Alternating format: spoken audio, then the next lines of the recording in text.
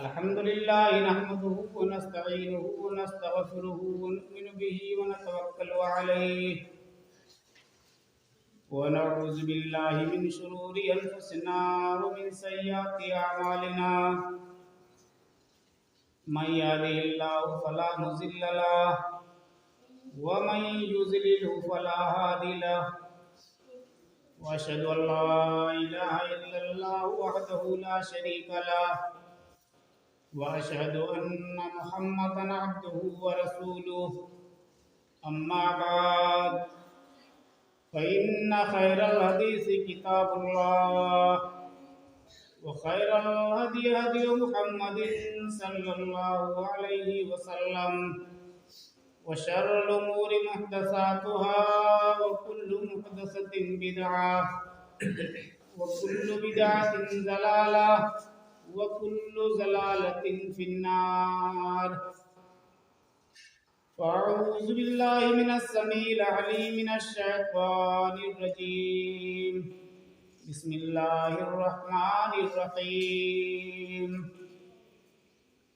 قاف والقرآن المجيد بل عجبوا أن جاءهم منذر منهم فقال الكافرون هذا شيء عجيب أإذا متنا وكنا ترابا ذلك رجع بعيد قد علمنا ما تنقص الأرض منهم وعندنا كتاب حفيظ بل كذبوا بالحق لما جاءهم فهم في أمر مريج أفلم ينظروا إلى السماء فوقهم كيف بنيناها وزيناها وما لها من فروج والأرض مددناها وألقينا فيها رواسي وأنبتنا فيها من كل زوج بهيج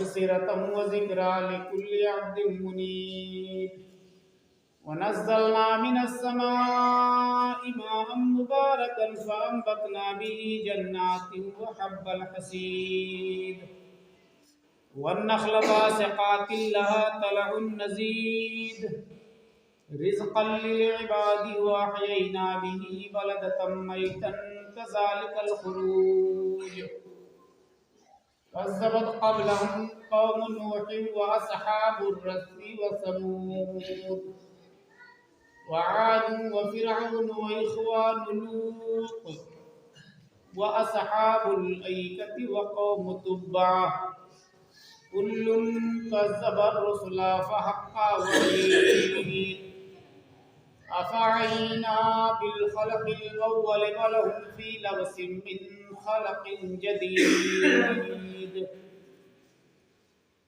بارك الله لنا ولكم في القرآن العظيم ونفعني وإياكم بالآيات والذكر الحكيم. إنه تعالى جواد كريم ملك بر رؤوف رحيم.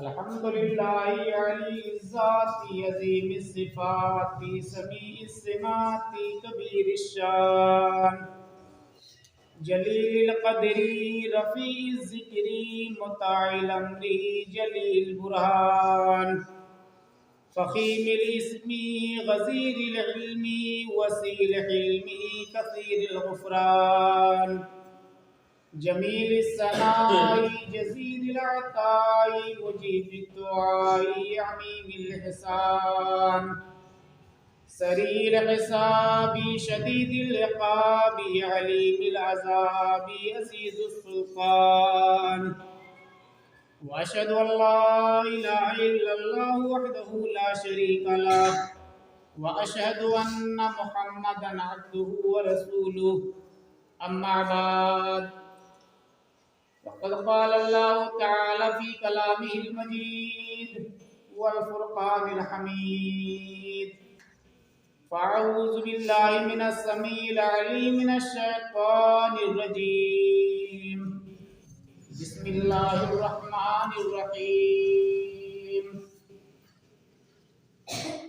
يا أيها الناس اتقوا ربكم الذي خلقكم من نفس واحدة وخلق منها زوجها وبث منهما رجالا كثيرا ونساء واتقوا الله الذي تساءلون به والأرحام إن الله كان عليكم رقيبا.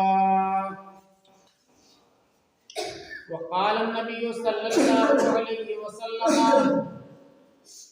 يا معشر الشباب من استطاع منكم الباء فليتزوج فإنه أغض للبصر وأحسن للفرج ومن لم يستطع فعليه بالصوم فإن له وجاء.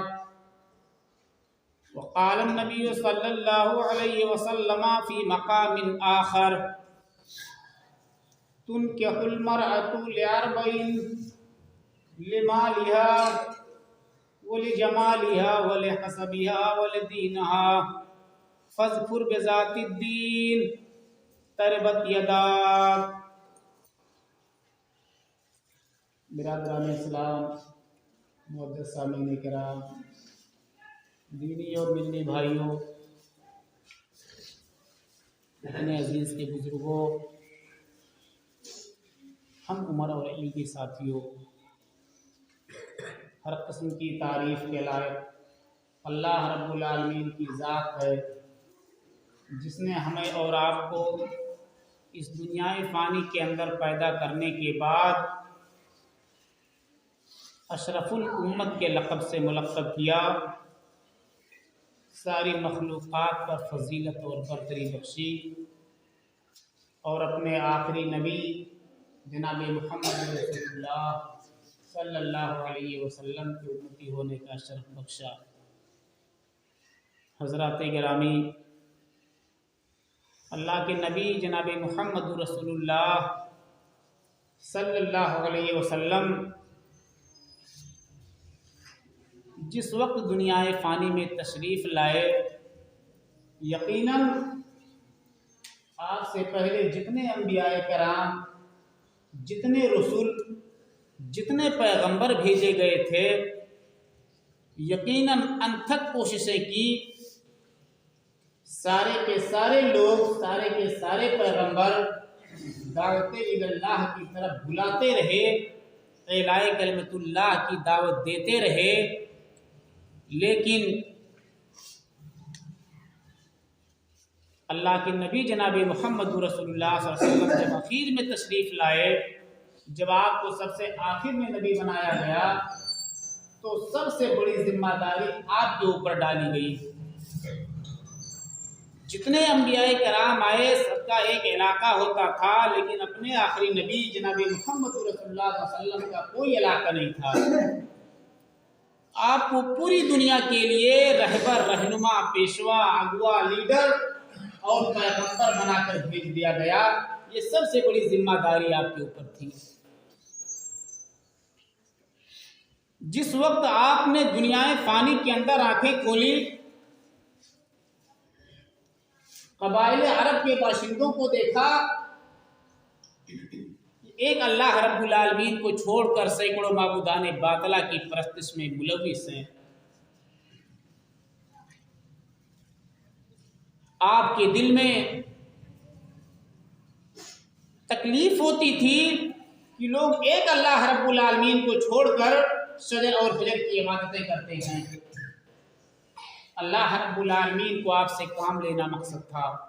اللہ رب العالمین نے چند دنوں کے بعد جب آپ کا وقت پورا ہو گیا تو آپ کو نبی، رسول اور پیغمبر بنا کر بھیجا، اور آپ کے اوپر ذمہ داری دے دی کہ اے نبی، اے محمد، ابھی تک آپ محمد تھے، ابھی تک آپ احمد تھے، اب آپ کے سامنے صلی اللہ علیہ وسلم لگا دیا گیا. اور آپ کے سامنے محمد رسول اللہ لگا دیا گیا، آج کے بعد اب آپ اللہ کے نبی رسول اور پیغمبر بنا دیے گئے، لہٰذا اب صرف دیکھنا مقصد نہیں ہے کہ لوگ اللہ رب العالمین کو چھوڑ کر دوسروں کی عبادتیں کرتے ہیں، اب آپ کے اوپر ایک ذمہ داری ڈال دی گئی ہے، اور وہ یہ ہے کہ لوگوں کو آپ منع کریں۔ جو لوگ بتوں کی پرستش کرتے ہیں، شجر اور حجر کی عبادتیں کرتے ہیں، آپ انہیں روکیں، آپ انہیں اللہ رب العالمین کے عذاب اور اللہ رب العالمین کی پکڑ سے ڈرائیں۔ اور یہ کام آپ نے بڑی مستعدی سے شروع کی۔ کوئی چیز، کوئی دقیقہ، کوئی شوشہ اللہ کے نبی جناب محمد رسول اللہ صلی اللہ علیہ وسلم نے امت محمدیہ کے لیے باقی نہیں چھوڑا۔ کوئی چیز ہمارے اور آپ کے لیے مضمر اور پوشیدہ نہیں رکھی، ساری چیز کھلم کھلا عملاً کر کے ہمیں دکھا دیا، ابھارا، بتایا، ہمیں اور آپ کو ترغیب دلائی کہ اگر آپ یہ کام کریں گے تو اللہ رب العالمین کی رضا اور اللہ رب العالمین کی خوشنودی حاصل ہوگی تمہیں۔ حضرات گرامی، اسی سے متعلق میں نے قرآن مقدس کی ایک آیت کریمہ آپ کے سامنے تلاوت کی۔ یقیناً اہل علم سمجھ گئے ہوں گے کہ آیت کریمہ کا ترجمہ کیا ہے۔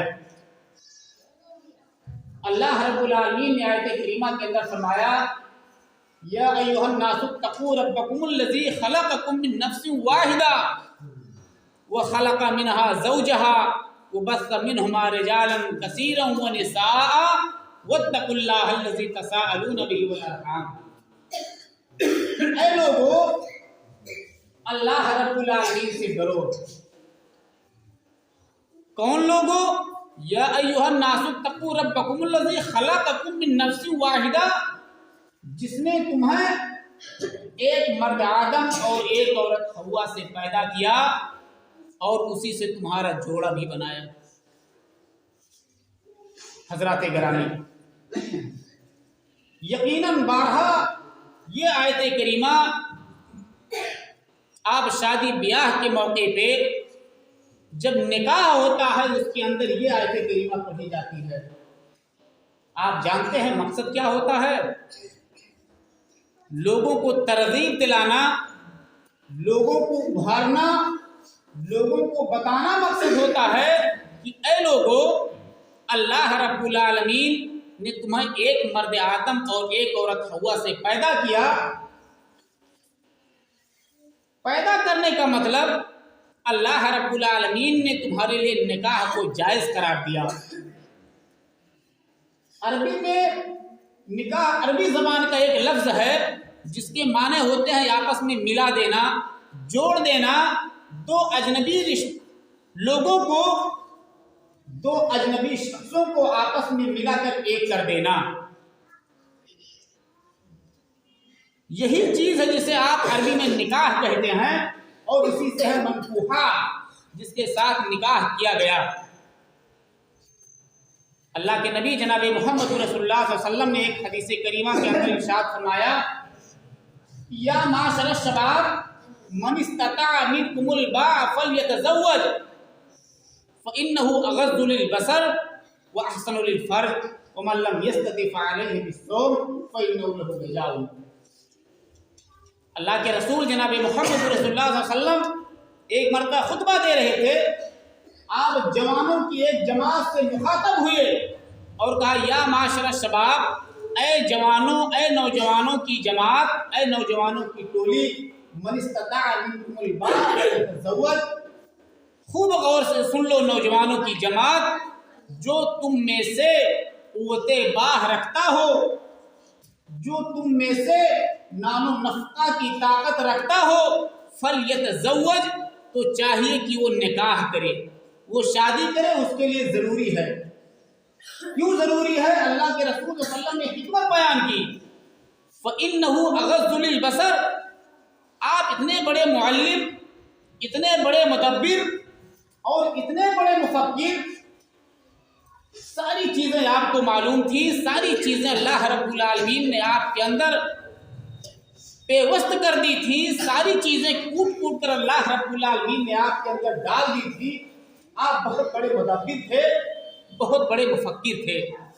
آپ نے کہا فَإِنَّهُ أَغَضُّ لِلْبَصَرِ، جب نکاح کر لیں گے آپ تو آپ کی نگاہیں نیچی ہو جائیں گی، آپ اپنی شرمگاہوں کی حفاظت کریں گے۔ فَإِنَّهُ أَغَضُّ لِلْبَصَرِ وَأَحْسَنُ لِلْفَرْجِ، اپنی شرمگاہ کی حفاظت کریں گے۔ وَمَن لَّمْ يَسْتَطِعْ فَعَلَيْهِ بِالصَّوْمِ، اور سنو جس کے اندر یہ طاقت نہ ہو تو اللہ کے رسول جناب محمد رسول اللہ صلی اللہ علیہ وسلم نے اس کا حل نکالا۔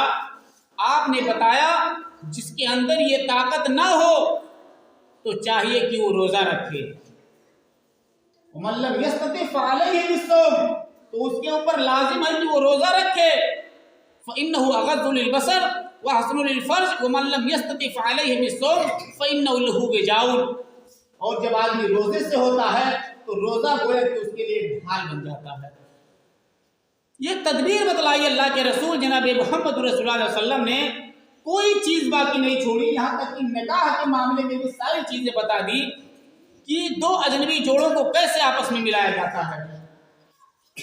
اللہ کے رسول جناب محمد رسول اللہ علیہ وسلم کے زمانے میں حضرت عائشہ صدیقہ رضی اللہ تعالی عنہا تھی، اور بھی امہات المومنین میں سے کچھ لوگ وہاں موجود تھی۔ 3 صحابہ کرام اللہ کے رسول جناب محمد رسول اللہ علیہ وسلم موجود نہیں تھے، اور وہاں آئے اور مائی عائشہ صدیقہ رضی اللہ تعالی عنہا سے اللہ کے رسول صلی اللہ علیہ وسلم کی عبادت و ریاضت کے بارے میں سوال کر لیا۔ مائی عائشہ صدیقہ رضی اللہ تعالی عنہا نے بتایا کہ آپ راتوں کو نمازیں پڑھتے ہیں، اللہ رب العالمین کی حمد بیان کرتے ہیں، تسبیح و تحلیل کرتے ہیں۔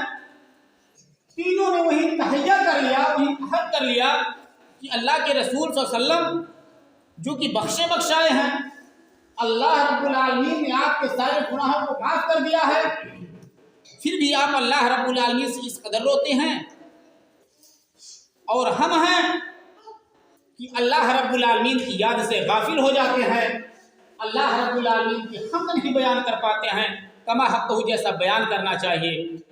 تینوں نے وہی تحیہ کیا۔ پہلے شخص نے کہا کہ ہم روزہ رکھیں گے، روزہ رکھیں گے، افطار ہی نہیں کریں گے، لگاتار روزہ رکھیں گے، مسلسل پے در پہ ہم روزہ رکھیں گے۔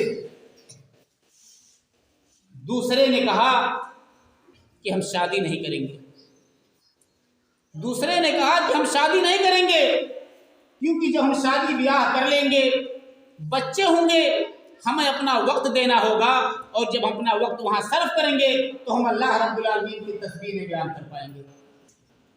تیسرے نے کہا رہبانیت اختیار کر لیں گے، ہم باہر چلے جائیں گے۔ اتنے میں اللہ کے رسول جناب محمد رسول اللہ علیہ وسلم تشریف لائے، اور کیا باتیں ہو رہی تھی؟ صحابہ کرام نے کہا یہی باتیں ہو رہی تھی اللہ کے رسول، ہم نے تحیہ کر لیا ہے۔ اللہ کے رسول جناب محمد رسول اللہ علیہ وسلم، صحیح حدیث ہے اللہ کے رسول صلی اللہ علیہ وسلم کی کہ آپ کا چہرہ غصے سے متغیر ہو گیا، اور آپ نے کہا کہ میں نمازیں بھی پڑھتا ہوں، میں روزے بھی رکھتا ہوں، افطار بھی کرتا ہوں، میں نے شادی بھی کی ہے، میں اللہ رب العالمین کی حمد بھی بیان کرتا ہوں، اور تم کہہ رہے ہو کہ ہم اللہ رب العالمین کی حمد کے لیے، اللہ رب العالمین کی عبادت کے لیے ہم بیویوں سے رجوع نہیں کریں گے، ہم نکاح نہیں کریں گے۔ اللہ کے رسول جناب محمد رسول اللہ علیہ وسلم نے اسی وقت فرمایا کہ فمن رغب عن سنتی فلیس منی۔ یہ صحابہ کرام کی جماعت سن لو، فمن رغب عن سنتی فلیس منی، جو شخص میری سنت سے اعراض کرے گا، جو شخص میری سنت پر عمل نہیں کرے گا، فلیس منی، تو گویا وہ امت محمدیہ میں سے ہے ہی نہیں۔ تینوں کے تینوں نے بھی اللہ کے رسول صلی اللہ علیہ وسلم کے سامنے عہد کیا اور کہا اللہ کے رسول صلی اللہ علیہ وسلم ہم ایسا نہیں کریں گے۔ نکاح کے بڑے فوائد ہیں۔ اللہ کے رسول جناب محمد رسول اللہ صلی اللہ علیہ وسلم نے فرمایا کہ آدمی جب نکاح کر لیتا ہے تو اس کا ایمان مکمل ہو جاتا ہے، لیکن آج معاشرے کے اندر دیکھا جائے نکاح کو اتنا مشکل کر دیا گیا ہے کہ اس کے لیے سوچنا پڑتا ہے۔ اللہ کے رسول صلی اللہ علیہ وسلم کے زمانے میں ایک مشہور صحابی رسول عبد الرحمن بن عوف، مشہور صحابی ہیں، ان کا نکاح ہوتا ہے، اللہ کے رسول جناب محمد رسول اللہ صلی اللہ علیہ وسلم کو بھی کانوں کان بھنک نہیں لگتی ہے۔ اللہ کے رسول صلی اللہ علیہ وسلم جب دوسرے دن ان کے کپڑے پر ان کے اوپر زعفران کے نشان دیکھتے ہیں، اللہ کے رسول نے پوچھا یا عبد الرحمن ما بالو کا، اے عبد الرحمن یہ کیا ہے؟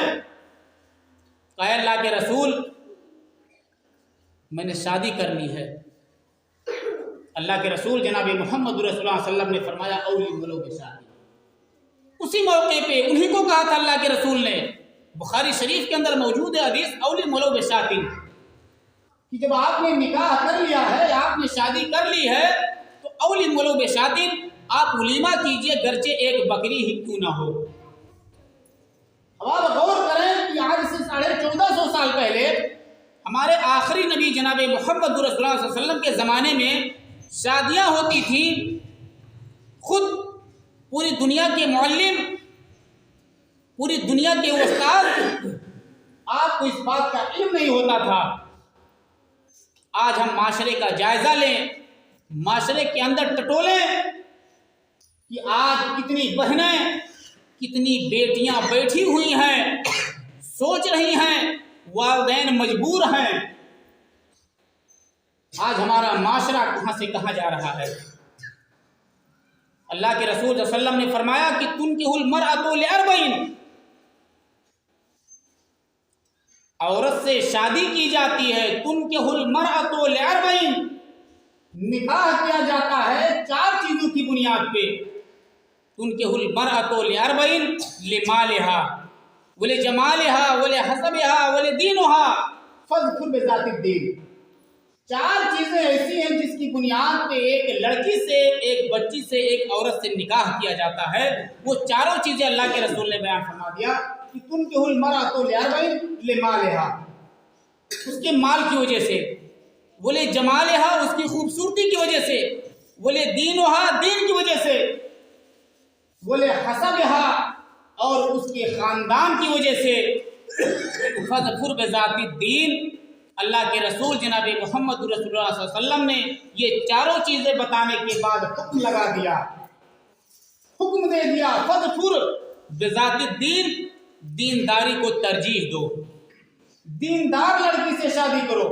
شادی تو 4 چیزوں کی بنیاد پہ کی جاتی ہے، یہ 4 چیزیں آپ دیکھتے ہیں، لیکن کیا کبھی آپ نے یہ بھی دیکھا فاظفر بذات الدین، دینداری کو کیا کبھی آپ نے ترجیح دیا؟ آپ غور کریں، دینداری، آج معاملہ اس کے برعکس ہے۔ آج لوگ دینداری نہیں دیکھتے ہیں، آج لڑکی وہ دیکھتے ہیں، خاندان وہ دیکھتے ہیں جو ہمیں سب سے زیادہ جہیز دے، جو سب سے زیادہ ساز و سامان دے۔ اسی لیے آج معاشرے کے اندر آپ سوشل میڈیا پر دیکھیں، نیوز اور چینل آپ کھول کر دیکھیں، اخبارات و رسائل کا مطالعہ کریں، آپ دیکھیں کتنی مسلمان بچیاں ہیں جو غیر مسلموں کے ساتھ بھاگ کر بیاہ کرتی ہیں، بھاگ کر شادیاں کرتی ہیں۔ آئے دن ٹوٹل آپ دیکھیں سوشل میڈیا کے اوپر کہ کتنا ہوتا ہے ایسا۔ اس کی وجہ صرف اور صرف یہی ہے کہ آپ نے جہیز کو اپنے اوپر مسلط کر لیا ہے۔ ہمیں شادیوں میں بہت سارا مال چاہیے، یہ ساری چیزیں ہیں۔ اللہ کے رسول جناب محمد رسول اللہ صلی اللہ علیہ وسلم کے پاس ایک عورت آئی اور اس نے کہا اے اللہ کے رسول صلی اللہ علیہ وسلم وہبت لک، اے اللہ کے رسول صلی اللہ علیہ وسلم، میں نے بخاری شریف کی حدیث ہے، اے اللہ کے رسول صلی اللہ علیہ وسلم، میں نے اپنے آپ کو آپ کے لیے ہبہ کر دیا، یعنی اگر آپ چاہیں تو مجھ سے نکاح کر لیں، آپ چاہیں تو مجھ سے شادی کر لیں، اور اگر آپ چاہیں تو کسی دوسرے کے ہاتھ میں میرا ہاتھ دے دیں، یہ آپ کو اختیار ہے۔ اس لڑکی نے کہا، اس عورت نے کہا اللہ کے رسول جناب محمد رسول اللہ صلی اللہ علیہ وسلم سے۔ اللہ کے رسول صلی اللہ علیہ وسلم خاموش تھے۔ اللہ کے رسول صلی اللہ علیہ وسلم نے اپنی نگاہیں نیچی کر لی۔ تھوڑی دیر کے بعد حضرت سہل بن سعد الساعدی رضی اللہ تعالیٰ عنہ کھڑے ہوئے، ڈرتے ڈرتے اللہ کے رسول صلی اللہ علیہ وسلم سے کہا کہ اللہ کے رسول صلی اللہ علیہ وسلم، اگر ان کی ضرورت آپ کو نہ ہو تو آپ ان کا ہاتھ میرے ہاتھ میں دے دیجیے، میں ان سے شادی کرنا چاہتا ہوں۔ اللہ کے رسول جناب محمد رسول اللہ علیہ وسلم حضرت سہل بن سعد الساعدی رضی اللہ تعالیٰ عنہ کی طرف نظر اٹھائی. قبیلے کے بڑے غریب تھے، بڑی غربت تھی ان کے یہاں، کھانے پینے کی بڑی تنگی تھی. اللہ کے رسول صلی اللہ علیہ وسلم نے کہا کہ آپ ان سے نکاح کرنا چاہتے ہیں؟ کہا اللہ کے رسول ضرور. اللہ کے رسول صلی اللہ علیہ وسلم نے کہا کہ مہر کے لیے تمہارے پاس کیا ہے؟ کہا اللہ کے رسول صلی اللہ علیہ وسلم میں اپنے چچا کے یہاں جاؤں گا، مجھے مہلت دیجیے، میں جا کے وہاں دیکھوں کہ کچھ ہے اگر وہاں رقم، وہی لا کر آپ کے قدموں میں ڈال دوں گا اور وہی مہر ہو جائے گی اور اسی پہ آپ میرا نکاح کر دیں گے. دوڑتے ہوئے گئے مارے خوشی کے، وہاں سے واپس آئے خالی ہاتھ. اللہ کے رسول صلی اللہ علیہ وسلم ما وجدت شیئا، کوئی چیز میں نے نہیں پائی. اللہ کے رسول جناب محمد رسول اللہ صلی اللہ علیہ وسلم نے کہا التمس ولو خاتما من حدید، کہ جاؤ پھر سے ڈھونڈو، اگرچہ لوہے کی ایک انگوٹھی ہی کیوں نہ پاؤ وہی لے آؤ. اگر لوہے کی انگوٹھی ملتی ہے اسی پہ مہر ہو جائے گا، لیکن لے آؤ. دوبارہ گئے اور ڈھونڈنے لگے، بڑی کوشش کی، وہ بھی نہیں تھا گھر میں. واپس آئے، کہا اللہ کے رسول صلی اللہ علیہ وسلم لوہے کی ایک انگوٹھی بھی نہیں ہے. کہا اللہ کے رسول صلی اللہ علیہ وسلم میرے پاس ایک تہبند ہے، چادر بھی نہیں ہے. اور جو تہبند ہے اللہ کے رسول صلی اللہ علیہ وسلم اگر آپ کہیں تو یہ تہبند میں پھاڑ کر آدھا دے دوں گا ان کو اور اسی پہ مہر ہو جائے گی، اسی پہ آپ نکاح کر دیں گے ہمارا. سہل بن سعد الساعدی رضی اللہ تعالیٰ عنہ نے کہا، اللہ کے رسول صلی اللہ علیہ وسلم نے کہا، پھر خاموش ہو گئے. اللہ کے رسول صلی اللہ علیہ وسلم خاموش ہو گئے. سہل بن سعد الساعدی رضی اللہ تعالیٰ عنہ تھوڑی دیر کے بعد جب اللہ کے رسول صلی اللہ علیہ وسلم نے کچھ نہیں کہا تو یہ مڑ کر جانے لگے. اللہ کے رسول صلی اللہ علیہ وسلم نے صحابہ کرام سے کہا کہ انہیں بلاؤ. بلائے گئے. اللہ کے رسول صلی اللہ علیہ وسلم نے کہا تمہارے پاس چادر بھی نہیں ہے، صرف یہ تہبند ہے، اگر یہ تہبند آدھا پھاڑ کر دے دو گے تو تمہارے کسی کام کا نہیں رہے گا. سنو، کیا تمہیں کچھ قرآن کی آیتیں یاد ہیں؟ کہا ہاں اے اللہ کے رسول صلی اللہ علیہ وسلم، قضا اور قضا، یہ حدیثیں ہمیں یاد ہیں، یہ آیتیں ہمیں یاد ہیں. اے اللہ کے رسول صلی اللہ علیہ وسلم صرف یہی چیزیں ہمارے پاس ہیں.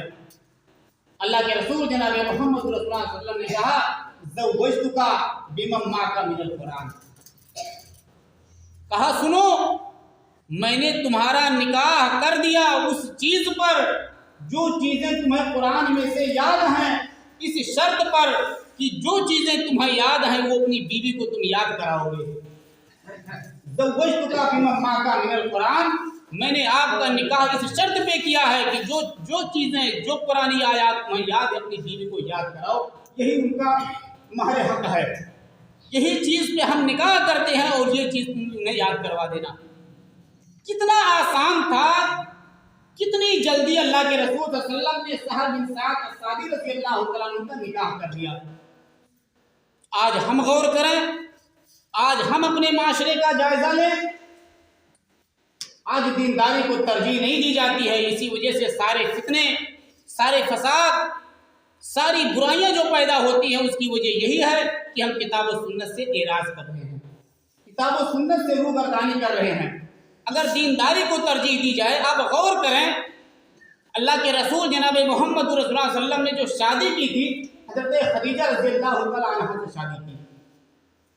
حضرت خدیجہ رضی اللہ تعالیٰ عنہ کے علاوہ آپ نے حضرت عائشہ سے بھی شادی کی. حضرت عائشہ رضی اللہ تعالیٰ عنہ سے جب آپ کی شادی ہوئی، بخاری شریف کے اندر موجود ہے، 6 سال کی عمر میں تھی. اور جب رخصتی ہوئی حضرت عائشہ رضی اللہ تعالیٰ عنہ کی، اس وقت ان کی عمر 9 سال کی تھی. حضرت خدیجہ رضی اللہ تعالیٰ عنہ اتنی دیندار کہ اللہ کے رسول جناب محمد رسول اللہ صلی اللہ علیہ وسلم، میں نے بتایا تھا آپ کو کہ جب آپ نے غار حرا کے اندر جبریل امین کو دیکھا تھا اور جب آپ ڈر گئے تھے، آپ سہم گئے تھے، آپ گھبرا گئے تھے، تو جا کر آپ نے حضرت خدیجہ رضی اللہ تعالیٰ عنہ سے کہا تھا کہ زملونی زملونی، کیونکہ دیندار تھی، پڑھی لکھی تھی، ہوشیار تھی، عالمہ تھی. انہیں معلوم تھا کہ یہ کوئی شیطانی یا عصبی اثر کی بات نہیں ہے جو ہمارے سرکار جناب محمد رسول اللہ صلی اللہ علیہ وسلم کہہ رہے ہیں. لیکن تسلی کے لیے آپ نے انہیں تسلی دیا تھا حضرت خدیجہ رضی اللہ تعالیٰ عنہ نے تسلی دیا تھا، کیوں؟ دیندار تھی، نیک تھی، انہیں معلوم تھا، انہوں نے یہی کہا اللہ کے رسول صلی اللہ علیہ وسلم انکا لتصل الرحمہ. بڑی عمدہ بات کہی تھی حضرت خدیجہ رضی اللہ تعالیٰ عنہ نے، انکا لتصل الرحمہ، آپ صلہ رحمی کرتے ہیں، آپ رشتے جوڑتے ہیں، وتصدق الحدیث، صحیح بات بولتے ہیں، وتحمل الکلہ، دوسروں کا بوجھ اپنے سر پہ اٹھا لیتے ہیں، دوسروں کو سہارا دیتے ہیں، تکریم الضیفہ، مہمانوں کی مہمان نوازی کرتے ہیں، وتعین علی نوائب الحق، اور حق پر لوگوں کی آپ مدد کرتے ہیں. اس لیے اللہ رب العالمین آپ کو رسوا نہیں کرے گا، اللہ رب العالمین آپ کو ذلیل نہیں کرے گا. تو دیندار لڑکی، دیندار بیٹی، اگر دینداری کو ترجیح دی جائے تو یہ سارے فساد، ساری برائیاں جو معاشرے کے اندر پائی جاتی ہیں، یہ ساری کی ساری ختم ہو جائیں گی. لیکن دینداری کو ترجیح نہیں دی جاتی ہے. آج ہم اور آپ اپنے گریبان کے اندر جھانکیں اور ٹٹولیں کہ ہمارے ہاں فخر کیا جاتا ہے کہ ہمیں 10 لاکھ ملا، ہمیں 5 لاکھ ملا. یہ کون سی بات ہوئی مسلمانوں؟ ہوش میں آؤ، اپنے اوپر پڑی ہوئی غفلت کی چادر کو اتار کر پھینک دو اور یہ کہہ دو کہ میری نماز، میرا روزہ، میرا صدقہ، میرا زکوٰۃ سب اللہ رب العالمین کے لیے ہے. اِنَّ صَلَاتِي وَنُسُكِي وَمَحْيَايَ وَمَمَاتِي، میرا جینا اور مرنا سب کچھ اللہ رب العالمین کے لیے ہے. یہ ساری چیزیں جب ہم اپنے اندر پیدا کر لیں گے تب ہم اپنے آپ کو معاشرے کے اندر سر اٹھا کر جینے کے حقدار ہوں گے. تب ہم اور آپ اپنے آپ کو مومن کہیں گے، اپنے آپ کو موحد کہیں گے، اپنے آپ کو مسلمان کہیں گے اور اپنے آپ کو ایمان والا کہیں گے. لیکن افسوس صد افسوس کہ یہ ساری چیزیں ہم سے بہت دور ہیں. کتاب و سنت کو ہم نے چھوڑ دیا، کتاب و سنت کو ہم نے پائے تحقیر سے ٹھکرا دیا. یہی وجہ ہے کہ آج ہم ذلیل و خوار نظر آ رہے ہیں. مسلمانوں، مختصر سے وقت میں کہنے کا مطلب یہ ہے کہ ہمیں اور آپ کو اللہ رب العالمین سے دعا کرنی چاہیے کہ اللہ رب العالمین جو معاشرے کے اندر جو ساری برائیاں پیدا ہو رہی ہیں، اللہ رب العالمین ہماری کوئی اصلاح فرما. بار الہی ہمیں توفیق دے کہ ہم نکاح کو آسان بنائیں. اللہ رب العالمین جب تک ہم اس دنیا فانی میں زندہ رہیں، ایمان و اسلام پہ زندہ رہیں، اور جب ہمارا خاتمہ ہو تو ایمان باللہ پہ ہو. وآخر دعوانا الحمدللہ رب العالمین. ان اللہ و ملائکتہ یصلون علی النبی یا ایھا الذین آمنوا صلوا علیہ وسلموا تسلیما. اللہم صلی علی محمد وعلی آل محمد کما صلیت علی ابراہیم وعلی آل ابراہیم انک حمید مجید. اللہم بارک علی محمد وعلی آل محمد کما بارکت علی ابراہیم وعلی آل ابراہیم انک حمید مجید. عباد اللہ رحمکم اللہ، ان اللہ یامر بالعدل والإحسان وإیتاء ذی القربى وینہی عن الفحشاء والمنکر والبغی یعظکم لعلکم تذکرون. ولذکر اللہ تعالی اعلی واولی واعز واتم وامن واکبر.